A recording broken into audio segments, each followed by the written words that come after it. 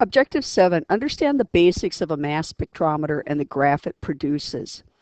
So I've just made a note here that it produces a graph, a mass spectrum with percent abundance versus the mass charge on the X and Y axes.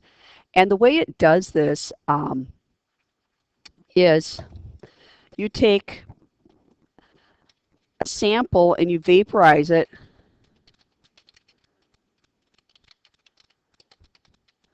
It's vaporized, and then it's ionized, then it's accelerated, then it's deflected,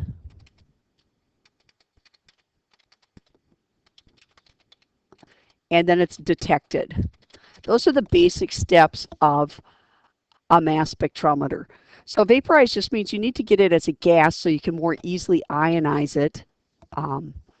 And then once you've ionized it and you now have a charge on each atom, you go ahead and accelerate it toward these two magnetized plates, positive and negative charge, and then as it goes around a curve with those magnetic plates, depending upon how heavy it is and what charge it has on it, it will make the curve or not make the curve. It'll be deflected a certain amount on that curve.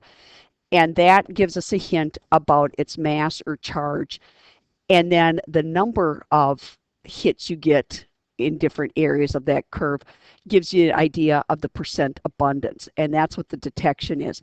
IB claims they don't care if you know these steps anymore, but you should know the basic idea that you ionize an atom and then accelerate it and see how well it can make the curve or not. Think about it like, small cars and large cars going around a curve at a high speed. The cars that can easily negotiate that curve are smaller and lighter, and the ones that can't are bigger and heavier. And it's the same idea here with the mass spectrometer.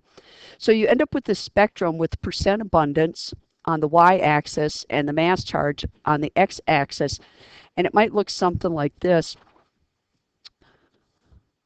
where you have your percent abundance here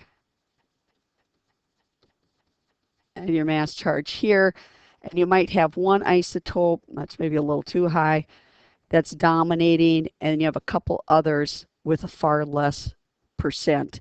And to calculate your average atomic mass, then, you would find the percent of each of those isotopes along with the mass of each one, and you do the weighted average for it.